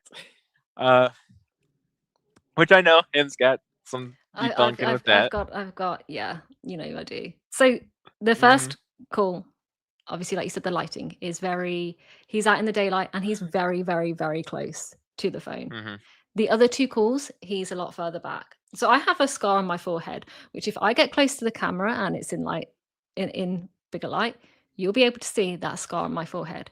If I stand back and the light is darker, you're not going to see that scar on my forehead. It's not like a lightning bolt scar like Harry Potter. It is just a scar. Now, okay, I don't have them all over my face, but you can still clearly see the exact same scars in each phone call, like in each FaceTime. Um, it's literally the lighting and how close he is to the camera, which actually shows that. Now, the original, when it came out, the original thing that people were saying was Stu doesn't have any scars at all in the next two, in the last two calls. He only has scars in the first call. It's not true. You look at it, there's scars, the exact same scars in every single one. It is literally, like I said, distance, lighting, and the environment. But I appreciate that people may see that differently. I'm just reading the yes. comments. Yeah, that's what I was Like Shell just said, like everything, scars, makeup, blemishes, all seen better in natural light. Exactly that. mhm. Henry thinks scars are hot and better than tattoos. Tattoos are great. I love tattoos. Tattoos, yeah. Tattoos are pretty cool. Same with car paint. Henry. Oh my. But yeah, I mean, yeah, it definitely could have been just the light and stuff in the distance that it was. But it is also kind of a choice that they made, and they know what they were doing when they did it, of the lighting and the distance of trying to, "Oh, he's gonna have more scars here, but not in these other I 2." don't I don't think it was done like I think one kill is in the daytime and the others are in the nighttime. So they have to go with the environment. I don't actually think it was them being like, let's play up to it too much because yeah, okay, the distance thing may be like, oh yeah, push him further back, but then as well you can see his whole body basically rather than just his face. So again, that's more like trying to trick with the AI. But Sydney and Gail say straight off that they know it's AI. Like they're saying like they know that Stu's dead. They know that Stu's not alive and that this is just some idiot playing with AI and calling them out basically from the get-go. Um, I genuinely just think that it was them doing it in different times of the day in different environments. Sorry, you were.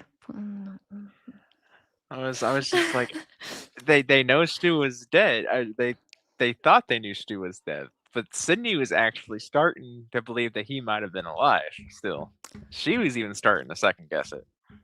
She would though, wouldn't she? Like, she would start to second guess it because you're like, why is somebody but I also don't believe that she was completely second guessing it. I think she was probably thinking about the safety of her kids. Because if you look in Scream 3, when she hears her mom's voice on the phone, the first thing she says is, "You're not my mom." Like I know you're basically calling them out on their bullshit. She knows that these things exist. She's not a dickhead. She's not dumb. She's probably one of the most intelligent final girls that we've ever had because of how much she's gone through. She would have known. Yeah, maybe like like shit, what if it is true? Just because deep fakes are very good these days. And I think when you look at the deep into it, I think she knew that that was all faked. Hmm.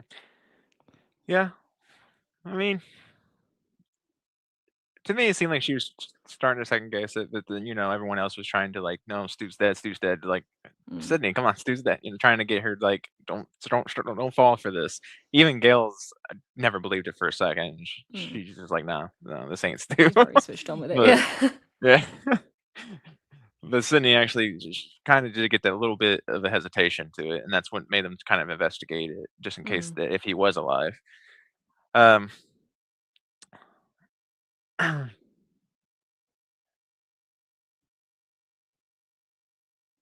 and then of course you get the when they go to the Fallbrook. Fallbrook, yes.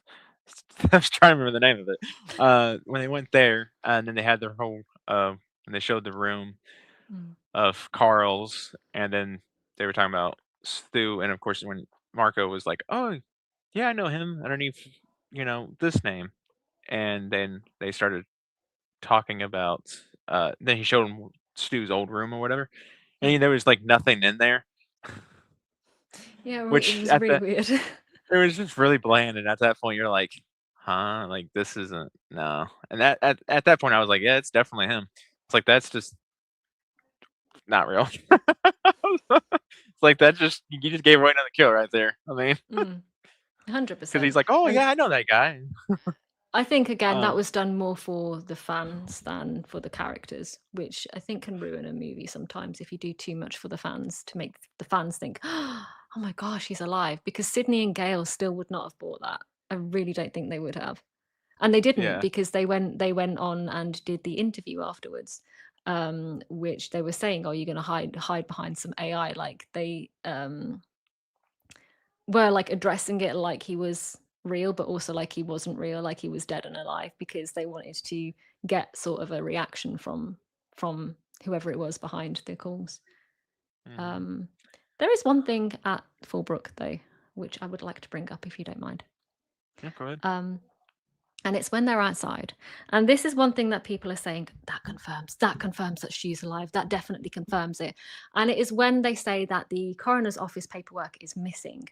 Now, one part is that they say, hang on, I've got it written down. So Sydney was basically saying, is it simply lost paperwork, blah blah blah?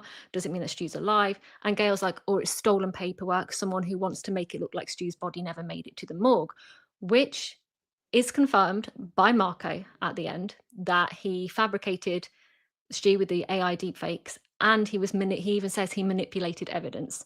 So that there should tell people, unless they're really not thinking about it, that that paperwork was removed deliberately, which to me tells me that Marco is the one that was at the opening in the opening scene. Marco's the one who's been to Woodsboro, because he has admitted to tampering with evidence. What it also shows as well, and this is what links back to Scream 6, they would not have been able to have a death date on that board without the coroner's paperwork being completed, because the coroner's paperwork would have needed to be completed for an autopsy to happen, for everything like that, for a death certificate to be released. They would not be able to put on that board 1996 without all of that paperwork. So that immediately debunks for me any of that he could be alive because of this missing paperwork from the coroner's office. Because you need to look at things that link back to other movies, and in the long run, what is actually needed to give a death certificate, and that is one thing that would be needed they've obviously got that death certificate because they've confirmed his date of death. This is just me really like rambling on, but I wanted to bring that up because I know that people do argue that quite a lot. No, I'm glad you did because that was actually the next thing I was going to talk about was the coroner Okay. report thing. So Very good. there's one step ahead of me. I was a step ahead. I'm sorry. One step ahead. No, you're good. But I was gonna bring that up. I was gonna say yeah, because they were talking about the coroner report and it going missing and stuff like that. And to me, uh, I don't think any one of the three killers was even smart enough to even think about anything like that. Even Marco. I mean, Marco seemed kind of like a dutz. He kind of did whatever Jessica said, told him to do, pretty much. Um, and I don't think Jessica definitely was not that smart. I think they were In my smart. opinion. I mean, look at what they could do. You have to be smart to be able to do some AI stuff. You're not going to just sit there, do some AI, think, oh, yeah, that's fun, and then not have anything to Well, back it up to make them think. Like I said, he said he manipulated evidence. So how is that going to... but how They would know he what they were get in? doing. How would he get? How would he get into the coroner's office to find that paperwork to get Well, do we even know that he to get rid of was... it? but he's working at a psychiatric hospital. He could probably knows the way around to get around certain things and to manipulate people and to, get into different areas that he probably shouldn't get into. We know in Scream 3 that things were even broken into to try and get Sydney's files. So who's to say that he didn't break into the coroner's office to get that paperwork? We know that they've brought that up in previous movies because Dewey tells Gale that the records were broken into because somebody wanted Sydney's records, but he'd already removed them because he was suspicious. So there's a lot of ways that they could have done that. I mean, I'm not saying that they did. Yeah. I appreciate your opinion on it and your theory, but to No, me, I'm just I'm like, there's so many ways that they could have done that. yeah.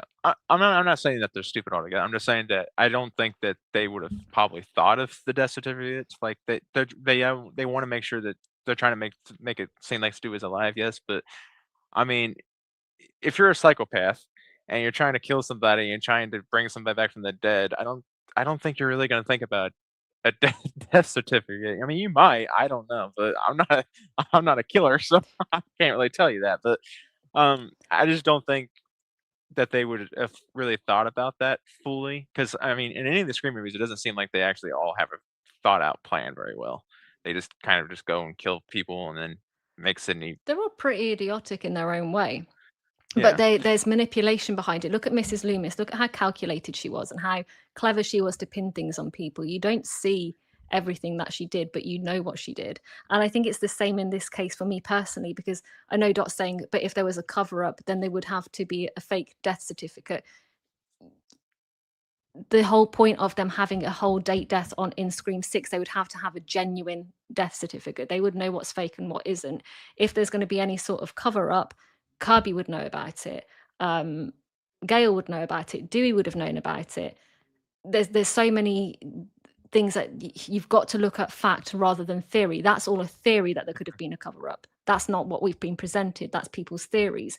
Realistically, with what we've been presented, with what people have said in the movies and with the way that conversations have gone and evidence shows up, you have to go with that, not what you think could have happened. And everything that I'm going off is basically me saying this is what they've said. So that's why I'm saying, like, I'm not a theory person for this. I'm a fact person, which I'm just going off of what comes up in the movies. Like I said, I love a good theory, and if they could make Stu come back alive and make it work really well, I'd embrace it. Like I wouldn't be like, no, like, unless it was absolute crap. And I have a feeling that the Scream 8 writers might do something with Stu. I'm hoping not, because I think that would just be lazy writing at this point and they need to do something original. But if they can make it work, I'm not saying that I would throw my toys out the pram. I'd watch this stream back, stream it and comment on all the stuff that I'm saying that, well, I was wrong on that. Do you know what I mean? Like, Yeah. it's just one of those things. But I get it. They don't come across as the most intelligent in some ways. And I do have to say this, in every single movie that you look at, including 7, there is hints that there could possibly be another killer. In every single movie, there's always hints that there's somebody else. So who's to say that there isn't somebody who's been there from the start? Not necessarily saying Stu, but somebody from the very beginning. Freaking Sheriff Burke, look at how dodgy he was with the same shoes as Ghostface. You know, there's so many people. Maureen Prescott's death could have been faked if this is if you're going to go down theory routes and bring that there's a possible third killer. There's just it always seems like there's somebody extra. So I will say that is a bit dodgy in the movies, and that could essentially play into a Stu being alive theory or somebody else being involved from the very start. I just hope it's not her dad, because that would suck. I don't think her dad's even alive anymore, to be honest. Well, there's a deleted scene in 4 saying that he's not, but again, not canon, so I don't know. Yeah. So I don't know. But I get what you're saying, though. I do get what you're saying, and I can appreciate why you'd look at it like that. They're not, yeah, I mean, especially what's his name? The first dude, Carl. He's not exactly bright, is he? yeah, Carl's definitely not. Marco, the only thing he's got for him is, yeah, he did the AI thing and manipulating evidence. Yeah, I mean, he probably did dig up Stu's body because his body did go missing from the grave because they did try His to. body didn't go missing. It was the Or was it paperwork. not? Or No, I it's thought the I thought they said something about his body. I thought they tried to like no, dig up his body or whatever. no, it was the I know the paperwork went missing, but intake forms. That's all that they said. There wasn't any bodies that went missing from what I remember. Not that I've heard. If anybody can confirm what Slasher said, though, let me know, because that would be I could have definitely sworn they said weird. something about a body. I don't know. I might be just Vanilla back again. I don't know. I could have sworn said something about a body was said. I know the paperwork went missing, but I thought they said something about a body too. I don't recall that, but let me know if that is the case, because then I can But come up yeah, with I something just to back that up. with that, I just does to me it just didn't feel like that they were really I that think the as well plan was with thought out that far. I think as well with what really peed people off was the fact that Marco's line, and this I'm just going to shamelessly plug myself if you don't mind. Mhm. I've got some merch coming out, and I know Slasher's going to hate this top that I am doing, but it basically says Stu Mocker, and then underneath it says "alive in spirit but dead," and that is one of the lines that that Marco says in Scream 7, and I'm putting it on a T-shirt, and I am bringing that out tomorrow.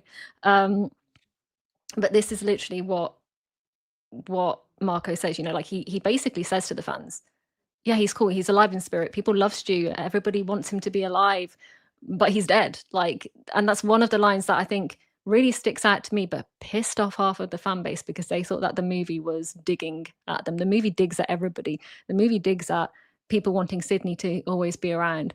The movie digs at people who don't want Sydney to be around. The movie digs at people who didn't enjoy 6. It's just one of those things that Scream 7 does.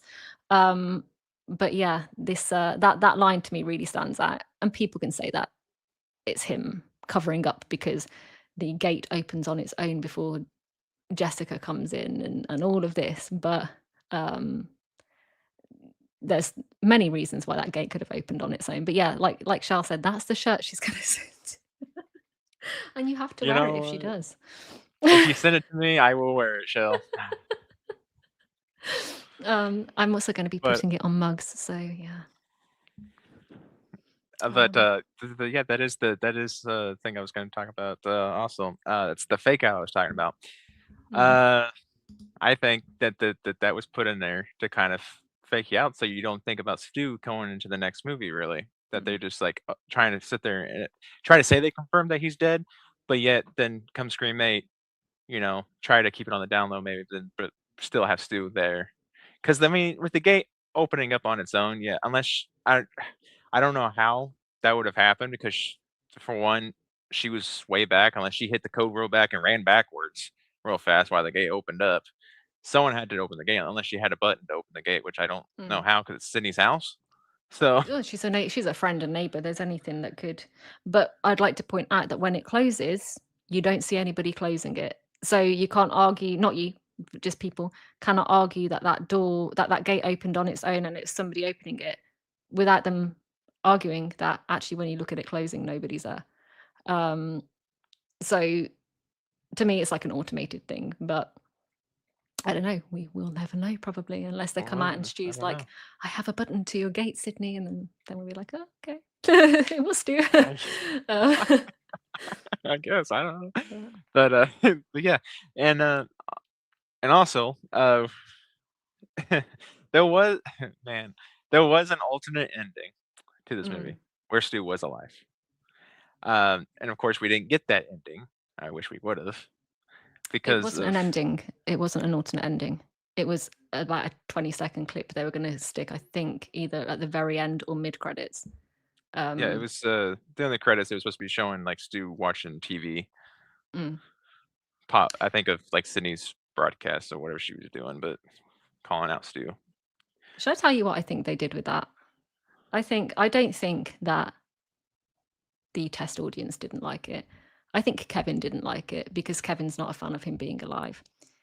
I think he filmed it for a bit of fun and to be like, yeah, this could be something like to look into. I personally think that that was a production decision, not an audience decision, because if they got in the right audience, half of that audience would have really liked that, whereas half of it wouldn't have liked that. But it was very adamant that the audience just didn't like it. I just think it was a production decision, and I think it's because Kevin sees it as being ridiculous. Even Nev has said it's ridiculous for Stu to be alive. Like it just doesn't make sense. She said it on the running up to Scream 7. So I just genuinely think it's not something that the production liked. Yeah, it could I have don't been think that because I don't think they'll bring him back alive personally, because I don't think anybody really in the production wants that, because it's not Scream. Scream isn't, and even Amber says this, it's not Halloween or Friday the 13th where you have somebody coming back. It's always the final girl that comes back and all of this crap.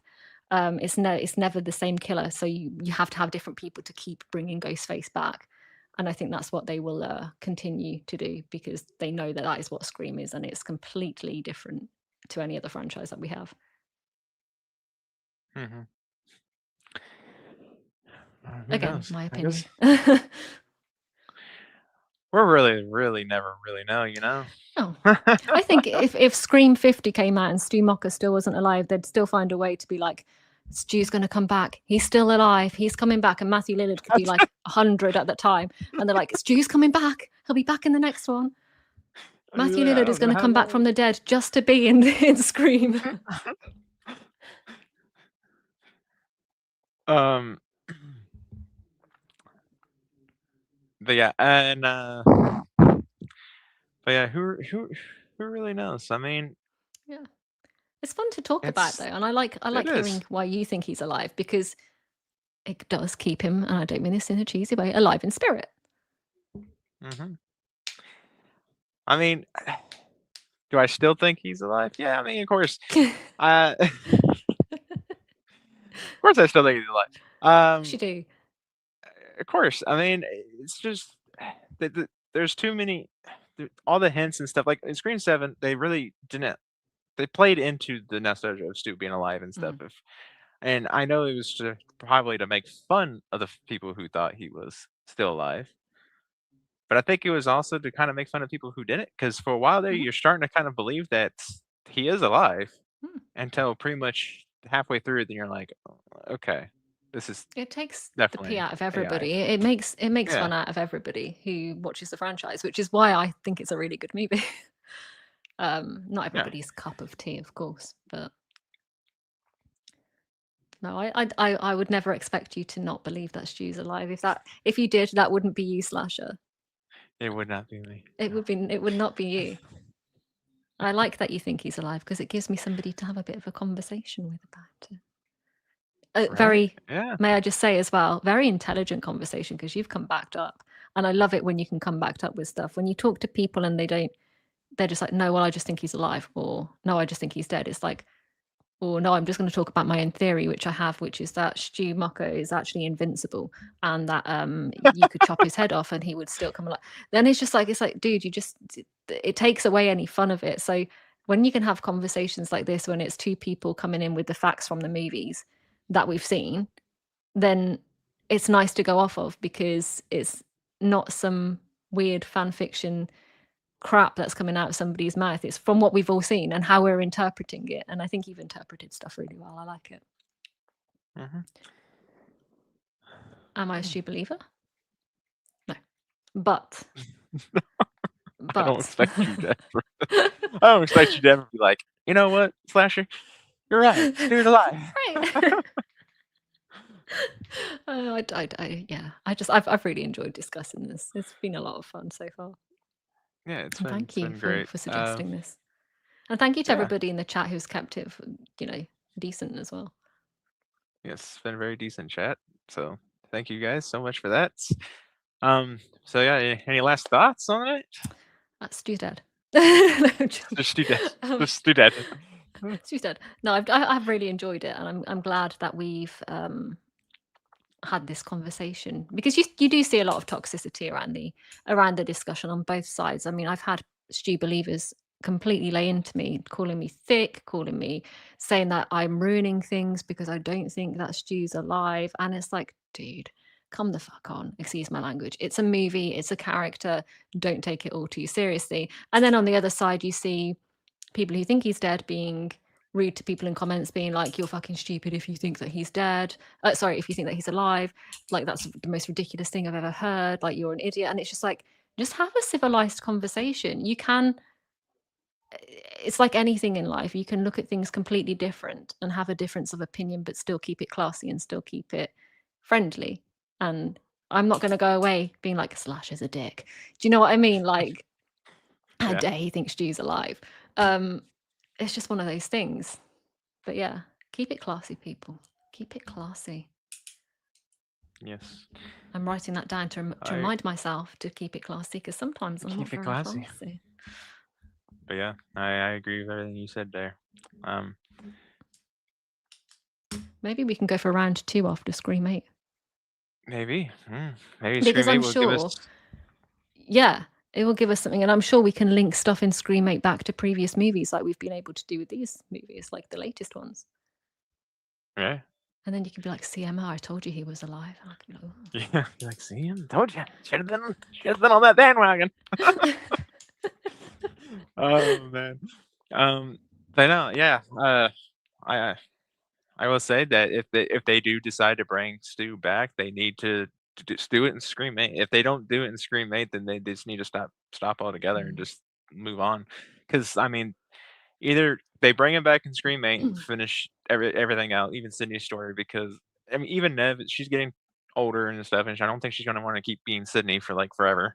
Um, No, I don't think she wants to be a 70-year-old woman still playing Sydney Prescott, probably not, no. fighting off ghost faces with a cane, you know? Yeah, get back. I don't think she's gonna want to do that. So, Do that again. get back.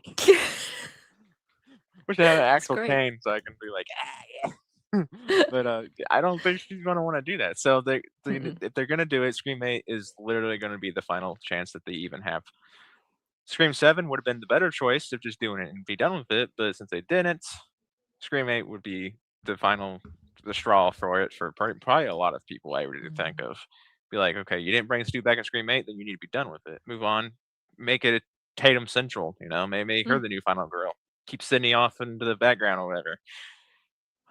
Hell, kill Sydney off so that way it is focused on Tatum. You know, and you don't have to worry about Sydney. They will never do that, but or just give the whole franchise a rest. You know, like after Scream 8, just give after it a Scream 8, just rest. Like, be done with it for a while. You know, you and can then have too reboot much it of a and good bring it back thing. with. Exactly. 10 years time, if you really want to, let Melissa Barrera come back and General Taker and carry on their arc. You know, With like, a different studio. Well, yeah, exactly that. But there's so many other things that they could do. Would I watch it if they were to just completely restart it with some random people? Probably not.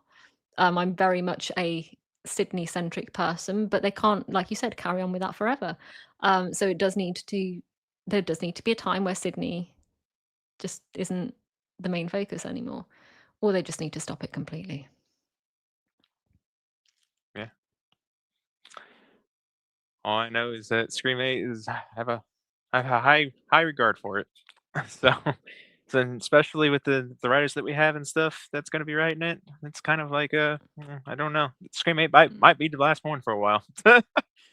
Yeah, wouldn't shock me. Would not shock me at all. But who knows? All right. Well, with that being said, I think that's all time we have for this. It was a great chat. I really appreciated it. Yes. Thank you, M, for joining for this. It was fun. I enjoyed That it. time lucky, right? Yeah, and I completely agree with what Al B said here. Mm, This is how it should be. We all love Scream. We can joke and jest with each other and debate things without animosity. Animosity. How do you 100%. want to say that? Uh, yeah, completely agree. This is how it should be. I mean, me and him, we had a good discussion, and we didn't like, no, you're wrong, I'm right. Get it. None of that crap. So There's no yeah, wrong or right about it. It's just opinions, and right. everybody's Yeah, entitled to one. it's all different opinions. We all have Yeah. all different minds, different opinions, different theories on how things are, and Mm. like And we're all you stubborn know, and we'll stick to it. Mm. I think Roman was in Scream One. I think he was the ghost face, following Sydney in the grocery store in the forest. But that's just a You theory. just never know. That's exactly. Nothing is off the cards. Yeah. but anyway, yeah. So here in a little bit, we'll be over on M's channel for the slasher sit down. So sure you Indeed. tune in from that. Yes. Yeah, Live. I'm excited for that. I am too. Oof, I'm nervous. Woo, you should be. No, I'm joking. You should not be nervous. It is all good. Nah. Yeah. Make sure you guys are great. Yep. Live, love, and laugh. Yes. Live, love, and laugh. All right. With that being said, we Exactly that. will head off and we will see you in a little while. Thank you again for tuning in, and I'll see you in the next video. And always remember Bye. what Oracle said: live, love, and laugh. Agreed. Bye bye.